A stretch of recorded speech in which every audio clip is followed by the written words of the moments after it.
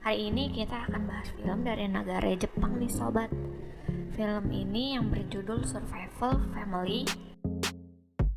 Film yang menceritakan keluarga Yoshiyuki Suzuki yang bergantung pada kehidupan modern. Mereka yang sehari-hari menggunakan listrik seperti memasak, menggunakan kompor listrik, smartphone, televisi, dan juga komputer. Cerita ini dimulai ketika keluarga Yoshiyuki bangun tidur di pagi hari. Mereka sangat kaget dengan pemadaman listrik yang mendadak. Semua barang yang menggunakan listrik pun mati total nih. Walaupun semua listrik mati, Yoshiyuki tetap bekerja dan anaknya pun tetap bersekolah. Karena budaya Jepang yang sangat disiplin, patut kita contoh nih sobat. Lama-kelamaan hal ini membuat persediaan stok makanan dan minuman di supermarket pun ikut habis. Dan harga sepeda pun tiba-tiba ikut melonjak drastis nih. Awalnya mereka beranggap pemadaman listrik ini hanya 1 hari saja. Warga Tokyo pun memutuskan sebagian ada yang pergi ke gunung atau pergi ke kampung halaman untuk mencari persediaan makanan dan minuman. Nah, akhirnya sang ayah membuat keputusan dengan membawa mereka ke tempat kakek mereka di Kagoshima. Tetapi sialnya mereka tidak bisa pergi menggunakan pesawat. Pesawat pun ikut mati karena dengan pemadaman listrik ini. Dan dengan terpaksa mereka pergi menggunakan sepeda yang berjarak lebih dari 1360 mil. Mereka pun pergi hanya menggunakan peta saja. Kemudian mereka melanjutkan perjalanan dan tiba di depan terowongan.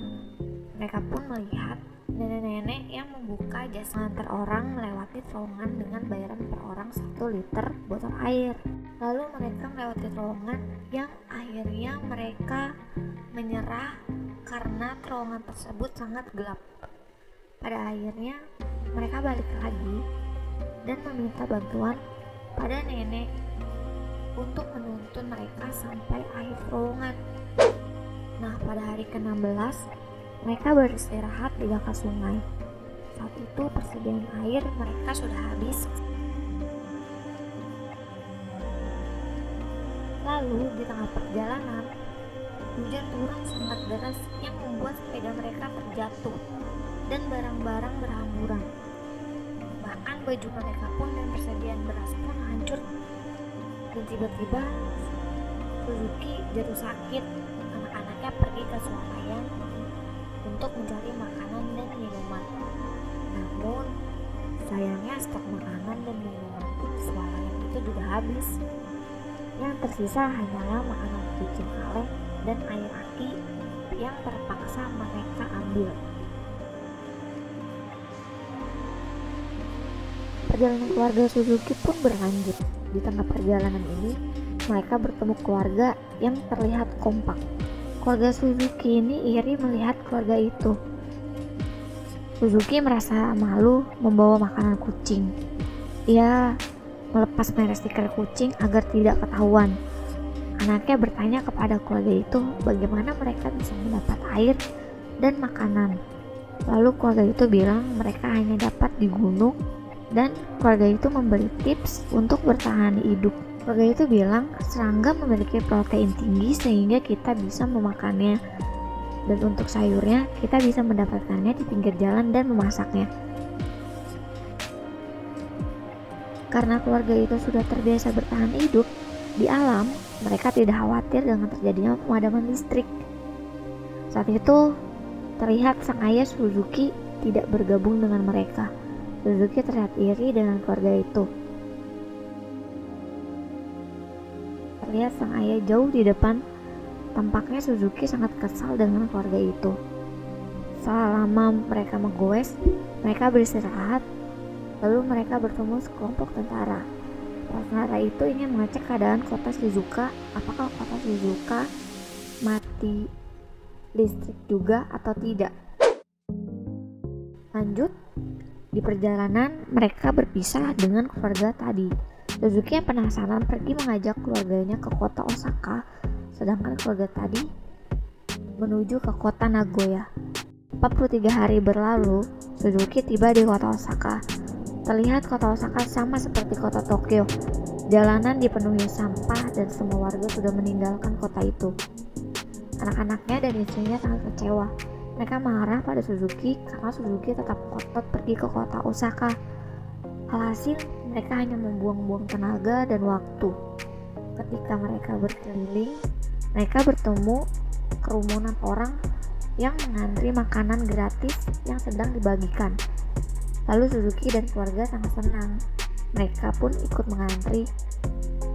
Tapi sayangnya mereka tidak kebagian makanan. Makanan sudah habis, nggak bersisa. Wah, kasihan sekali keluarga Suzuki, sobat. Nah, singkat cerita, 67 hari berlalu, mereka mulai merasa lapar, haus, dan lelah. Lalu mereka beristirahat di pinggir sawah. Tak lama kemudian, Suzuki melihat seekor babi yang sangat gemuk. Mereka berlari dan menangkap babi itu. Ketika Suzuki hendak memotong babi itu, sang pemilik babi itu datang. Kakek itu menyuruh keluarga Suzuki untuk ikut ke rumahnya. Suzuki melihat pompa air dan bertanya ke kakek itu, apa pompanya berfungsi? Kata si kakek itu, tentu saja, karena sudah sangat haus, Suzuki dan keluarganya berlari dan memompa air itu. Lalu si kakek meminta bantuan kepada keluarga Suzuki untuk mencari babinya yang kabur dengan imbalan mereka bisa nginap dan makan. Putri Suzuki pun menangis karena merasa senang, merasa untuk pertama kalinya memakan daging yang sangat enak. Tidak hanya itu nih, keluarga Suzuki juga diajarkan caranya memotong daging babi, memasak dengan cara pengasapan. Mereka juga belajar menjahit dan belajar cara menambal ban juga. Setelah berdiskusi dengan keluarganya, mereka tetap melanjutkan perjalanan menuju kota Kagoshima. Keesokan harinya, mereka berpamitan kepada si kakek. Si kakek memberikan bekal daging asap agar mereka tidak kelaparan lagi. Singkat ceritanya nih sobat, mereka sampai di jalanan yang terputus oleh sungai.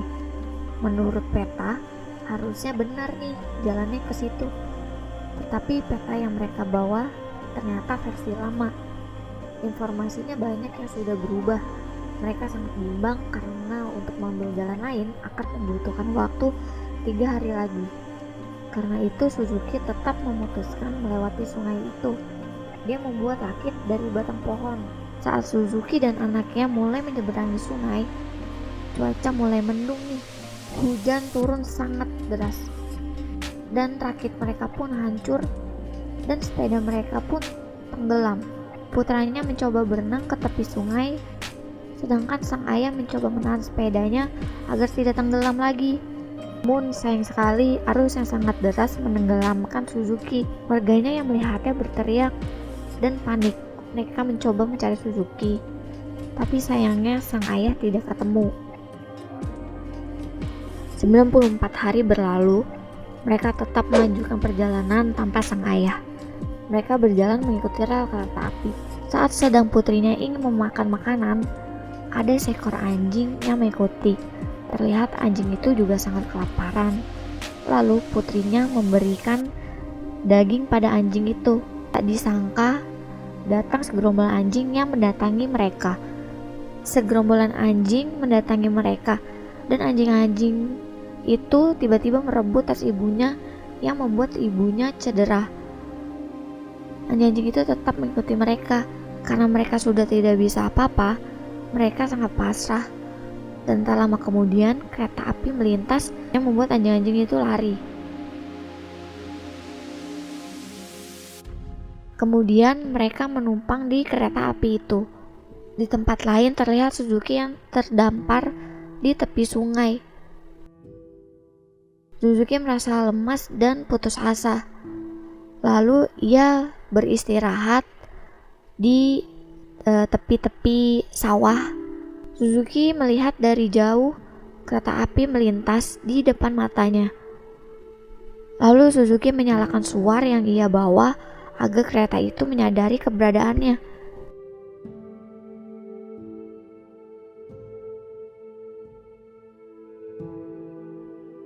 Istrinya yang sedang melihat ke arah jendela tak sengaja langsung melihat keberadaan Suzuki.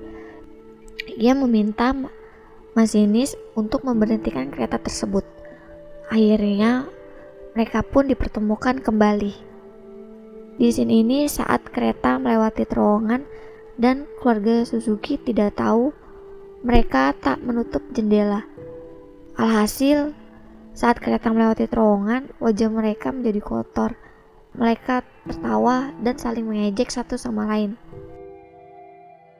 Hari ke-108, mereka menemukan pantai dan mereka melihat kakeknya di pinggir pantai. Perjalanan dan rintangan yang dihadapi akhirnya terbayar sudah. Di suatu pagi hari, Suzuki terbangun. Ia mendengar suara alarm yang berbunyi sangat keras.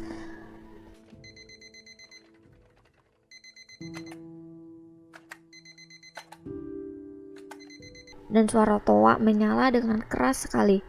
Tak lama listrik semua menyala. Nah, mendekati akhir cerita nih sobat, kota Tokyo pun kembali normal. Sampai saat itu, belum ada berita yang pasti tentang pemadaman listrik secara global. Banyak ahli menduga akibat radiasi dari matahari.